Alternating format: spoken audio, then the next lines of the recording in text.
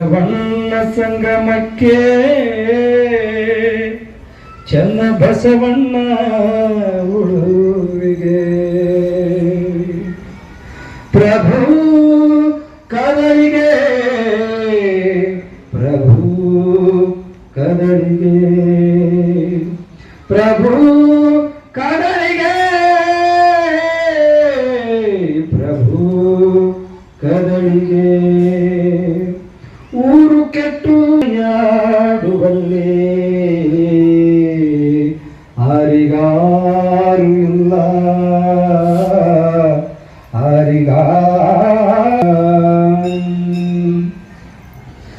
ಮಿಕ್ಕಾದ ಪ್ರಮುಖರೆಲ್ಲರೂ ತಮ್ಮ ತಮ್ಮ ಲಕ್ಷ್ಯ ಭಾವಕ್ಕೆ ಮಿಕ್ಕಾದ ಪ್ರಮುಖರೆಲ್ಲರೂ ಲಕ್ಷ್ಯವಾದ ಮುಕ್ತಿಯ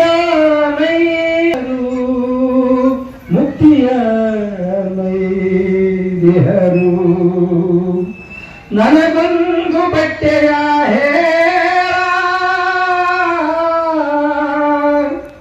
ನಿಷ್ಕಳಂಕ ಮಲ್ಲಿಕಾರ್ಜುನ ನಿಷ್ಕಳಂಕ ಮಲ್ಲಿಕಾರ್ಜುನ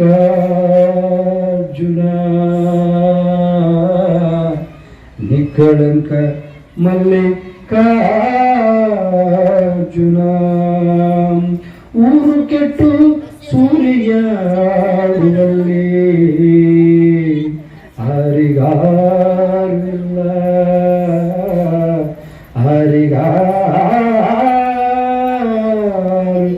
ಇಲ್ಲ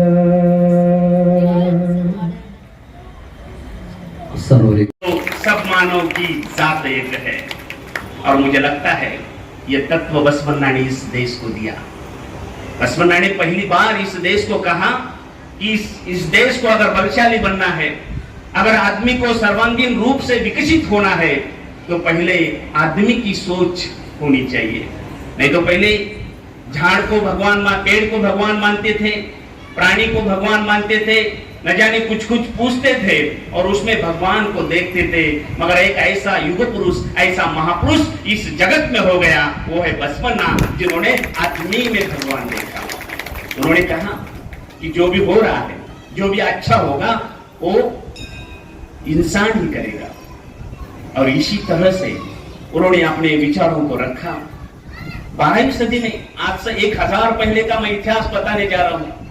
क्या था तब? व्हाट्सएप था नहीं था, सोशल मीडिया नहीं था, कोई इलेक्ट्रॉनिक मीडिया नहीं था, प्रिंट मीडिया नहीं था। फिर भी पूरी जगत में से अनुभव मंडप में ये शरण आए कैसे?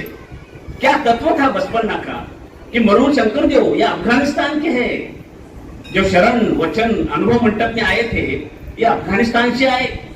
राजा भोपाल जो है, कश्मीर का राजा है, जो मुर्गी मारैया करके फिर प्रसिद्ध हो गए, वे कश्मीर से अपना राज्य छोड़ के अनुभव मंडप में बसवन्ना की सेवा में आते हैं। रानी गोंता देवी ये सिंध प्रांत से आती है। सिंध प्रांत अभी पाकिस्तान में है, इसका मतलब पाकिस्तान से शरण आ गए। चोर राजा से शरण हरड़िया चोर प्रांत से आते हैं। उर्लिंग देव है, उर्लिंग पेद्दी महाराष्ट्र से आते हैं। किन्नरी बोम्मैया इसी आंध्रा की भूमि से अनुभव मंडप में जाते हैं। ऐसा क्या दिया है बसवन्ना ने कि जिस वक्त कोई मीडिया नहीं था, उस वक्त पूरे जगत में से शरण लोग अनुभव मंडप में जाते थे, अपनी बात रखते थे, चिंतन करते थे। क्या था वो? क्या तत्व था जिन्होंने सब लोगों को जोड़ के रखा था? बसवन्ना का एक वचन बहुत ही प्रसिद्ध है। बसवन्ना कहते हैं, और मुझे लगता है यही वचन आज ही विश्व प्रार्थना होनी चाहिए। ये वचन ना किसी लिंगायत धर्म का, इस जगत में जो जो इंसान है और खुद को इंसान समझता है, उस पूरे इंसानों के लिए प्रेरणादायी वचन है। क्या वचन में क्या कहते हैं बसवन्ना? बसवन्ना कहते हैं, यह कौन है, यह कौन है, ऐसा न कहिए। ये स्त्री है, ये पुरुष है, या अमीर है या गरीब है, या अनपढ़ है या साक्षर है, ऐसा मत कहिए। यह अपना है। क्या फिलॉसफी है, क्या फिलॉसफी? इस देश को इस विचारों की बहुत जरूरत है। यह अपना है, यह अपना है, यह अपना है, ऐसा ही कहिए। एक ओडर संगम देवा, सब जनों को तेरे घर का पुत्र समझिए। क्या फिलॉसफी है? कब कब कहा ये बसवन्ना ने? 1000 साल पहले कहा है, 1000 साल पर। आज ही हम दूसरों को भाई भाई मानने के लिए तैयार नहीं। अभी इस देश में भाईचारा धर्म में दंग यानी कि फैलाई जाती है, जाति जाति हो चुका है। मगर बसवन्ना ने उस वक्त कहा कि ये अपना है, ये जो जोड़ने की फिलॉसफी है, इस लिंगायत धर्म को महात्मा बसवन्ना ने दी। और यही फिलॉसफी देश को महासत्ता कर सकती है। इसलिए देश के प्रधानमंत्री इंग्लैंड के धरती में जाते हैं और बोलते हैं कि लोकतंत्र की जननी ये इंग्लैंड नहीं है, लोकतंत्र की जननी भारत है और उस लोकतंत्र का पितामह है महात्मा बसवन्ना। ये मैं तो नहीं कहता, ये तो इस देश के प्रधानमंत्री कहते हैं। इस देश की अर्थमंत्री निर्मला सीतारमण कहती है अपने अर्थ संकल्प के स्पीच में कि इस सत्ता बनना है, इस देश में अगर सुधार लाना है, इस देश में की गरीबी, इस देश में की बेरोजगारी अगर हटानी है तो हमें महात्मा बसवन्ना का कायक और दासोह का सिद्धांत लेना होगा। ये इस देश के अर्थमंत्री कहती है, इस देश के राष्ट्रपति महात्मा बसवन्ना का गौरव करते हैं। हम कहां हैं? हम तो उनके वारसदार हैं, हम तो उनके क्या जीन से आते हैं। तो हमने बसवन्ना कितना स्वीकारा, हम कितने बसवन्ना के पद पर चल रहे हैं, यह हमको समझना होगा। अगर लोकतंत्र की जननी भारत है और लोकतंत्र का पितामह अगर बसवन्ना है तो भाई और बहनों हमको बसवन्ना समझ लेना होगा। क्यों कहते हैं ऐसा? लोकतंत्र की जननी भारत को क्यों कहा गया? इसका मैं आपको एक उदाहरण देने वाला हूं। आज पार्लियामेंट में कानून बनते हैं। पार्लियामेंट के 2 सभागृह है, एक वरिष्ठ सभागृह है जिन्हें हम राज्यसभा कहते हैं, एक कनिष्ठ सभागृह है जिन्हें हम लोकसभा कहते हैं। आज जैसी कानून की प्रोसीजर है ना, वैसी ही कानून की प्रोसीजर 1000 साल पहले अनुभव मंडप में होती थी। यह अभी प्रूव हो चुका है, यह प्रूव हो चुका है। कैसा कानून बनता है? अगर कोई समस्या है इस देश में तो समस्या का एक सर्वसाधारण बिल लेके आते हैं पहले लोकसभा में उस बिल के ऊपर चर्चा होती है, चिंतन होता है, प्रथम पढ़ाया जाता है, फिर द्वितीय समय पढ़ाया जाता है और कुछ तज्ञ लोगों की, ज्ञानी लोगों की एक समिति बिठाई जाती है, उन्हें समिति अवस्था कहते हैं। उस समिति अवस्था में अगर वो बिल पास हो गया तो आगे चल के लोकसभा के जो सभापति है उसकी सिग्नेचर होती है और लोकसभा में वो बिल पास हो जाता है और वो बिल बाद में जाता है राज्यसभा में। राज्यसभा में वही प्रोसीजर होती है, प्रथम पढ़ाया जाता है, द्वितीय समय पढ़ाया जाता है, उसके बाद कुछ चंद तज्ञ लोगों की समिति होती है, उसके ऊपर अभ्यास होता है, चिंतन होता है, कुछ खामियां है वो निकाल सकते हैं, उसमें कुछ डाल सकते हैं और उसके बाद जब वो बिल पास होता है तो राज्यसभा के अध्यक्ष की सिग्नेचर उनके ऊपर होती है और वो बिल राष्ट्रपति के पास जाता है। राष्ट्रपति के पास जब जाता है उस बिल के ऊपर राष्ट्रपति फिर चिंतन करते हैं और कुछ खामियां है तो निकालते हैं, कुछ त्रुटियां रही है तो निकालते हैं और उसके बाद राष्ट्रपति का जब उस बिल के ऊपर स्वाक्षरी होता है तब उस बिल का कानून बन जाता है और वो कानून हमें अप्लाई करना पड़ता है। वो कानून के ऊपर हमारा जो सुप्रीम कोर्ट है वो न्याय देता है। आपको पता, आपको जानकर आश्चर्य होगा, आज 21वीं सदी में, इस विज्ञानवाद के सदी में देश ऐसा महासत्ता चांद्रयान हमारा गया, लैंड हो चुका है। इस सदी में जो प्रोसीजर स्पीच दिया है, मैं उस स्पीच को दोहराना चाहता हूं। उन्होंने कहा कि भारत मंडपम ये जो संकल्पना है, ये जो परिकल्पना है, मैंने महात्मा बसवन्ना के चरित्र में से ली है। बहुत खूब। मगर मैं उन्हीं को कहना चाहता हूं कि अभी राष्ट्रीय शिक्षा धोरण आ चुका है, अगले साल से वो लागू होने वाला है।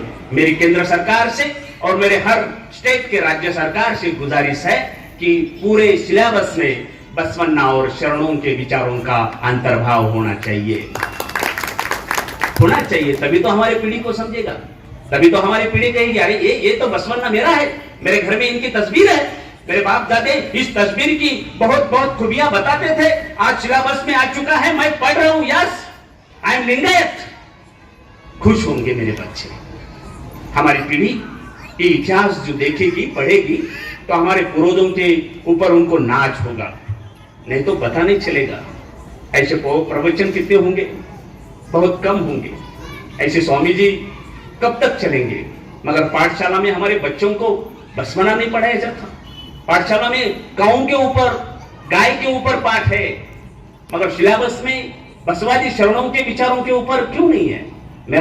मैं जब पढ़ाता हूं मुझे बहुत दर्द होता है। मेरा पीएचडी का सब्जेक्ट ही था, मैंने रिसर्च किया कि महात्मा बसवन्ना के वचनों में क्या इकोनॉमिक्स मैंने निकाला रिसर्च करके, और मैंने देश को बताया कि फादर ऑफ इकोनॉमिक्स किसको कहते हैं हम? Adam Smith. कौन है एडम स्मिथ? एडम स्मिथ है पाश्चात्य विचारवंत है। उन्होंने 1830 में नेशनल ऑफ वेल्थ उनके ग्रंथ में इकोनॉमिक्स का प्रयोग किया है। मगर मैं आपको दावे के साथ कहूंगा कि उससे अच्छा, एडम स्मिथ से अच्छा, माल्थस से अच्छा, रॉबिन्सन से अच्छा, रिकार्डो से अच्छा, अमर्त्य सेन से अच्छा, मैं तो कहूंगा जगत में सबसे अच्छा इकोनॉमिक्स अगर किसी ने बताया हो उसका नाम महात्मा बसवन्ना है। इसलिए बसवन्ना को अर्थतज्ञ ऐसा कहकर थोड़ा देखिए। कायक और दासो ये जो कंसेप्ट है इस जगत को मिली हुई सबसे बड़ी देन है। कि कायकों को हम समझना चाहिए। काय कवे कैलाश एक कंसेप्ट अद्भुत है, कंसेप्ट अद्भुत है। इस खाली एक वर्ड्स पर एक बड़ा, बहुत बड़ा प्रवचन हो सकता है, बहुत बड़ा व्याख्यान हो सकता है। समय की कमी है, मुझे इतना ही आपको बताना है। भाई और बहनों, महात्मा बसवन्ना त्रिकाल बाधित सत्य है, त्रिकाल बाधित सत्य। जब तक चांद, ये चंद्रयान हुआ, मुझे बहुत बुरा थोड़ा सा इसीलिए लगा कि मेरा देश आज चांद पर गया। मेरा देश कल नया नया और कुछ खोज निकालेगा। हमारे इधर इसी हफ्ते में रक्षाबंधन का बहुत बड़ा त्योहार हुआ, आपके इधर भी हुआ होगा। मगर हमारे इधर एक अफवाह चली गई। अफवाह ऐसी थी, अंधविश्वास ऐसा फैलाया गया कि राखी के दिन कुछ तो भद्रा काल है और आप अपने भाई को राखी मत बांधो, बहुत डेंजर काल है। मुझे तब महात्मा बसवन्ना की याद आई।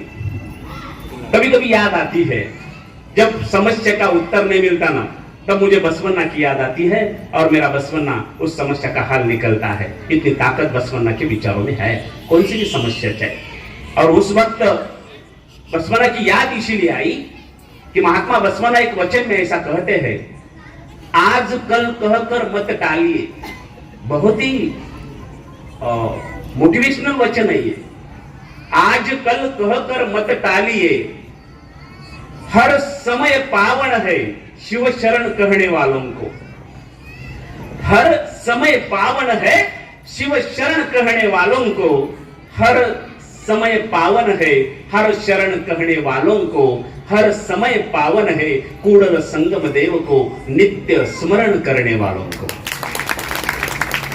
इसका मतलब क्या है? इसका मतलब यही है कि जिनके गले में इष्टलिंग है, जिनके माथे पे विभूति है, उसको ये भद्रकाल क्या करेगा? उसका कुछ बिगाड़ नहीं पाएगा ये भद्रकाल। ये भद्रकाल ऐसे हजारों काल भी आए ना, तो लिंगवंतों का कुछ बिगाड़ नहीं पाएंगे। मगर अगर वो विचारों से लिंगायत है तो विचारों से लिंगायत होना चाहिए, आचरण से लिंगायत होना चाहिए। और यही लिंगायत तत्व हमारे तन में, हमारे मन में और हमारे कृति में हो तो मुझे लगता है कि सबसे बड़ा गौरव गान होगा। यही गुजारिश करूंगा कि मैं नांदेड़ से आया, यहाँ पे कर्नाटक से, तेलंगाना से, आंध्रा से बहुत सारे लोग हैं। आपकी मदर टंग कन्नड़ है। अभी आपा जी ने जो प्रवचन दिया बहुत ही अद्भुत था। और मैं पहले कन्नड़ लैंग्वेज को वंदन इसीलिए करता हूँ क्योंकि उस वक्त 12वीं सदी में इस देश में सबसे ज्यादातर बोलने जाने वाली अगर भाषा कौन सी है वो कन्नड़ थी। इसीलिए बसवन्ना ने कन्नड़ भाषा चुनी, लोगों को अपना जो भी तत्व है बताने के लिए। इसीलिए आप बहुत ही पवित्र भाषा में से आते हैं और इसीलिए मैं आप सबको प्रणाम करता हूँ। संतोष जी के खास करके धन्यवाद इसीलिए देता हूँ कि उन्होंने याद किया और आप पूरे भाई और बहनों का, मेरे समाज के इस दिग्गज महानुभावों का, चरणों का मुझे दर्शन हुआ।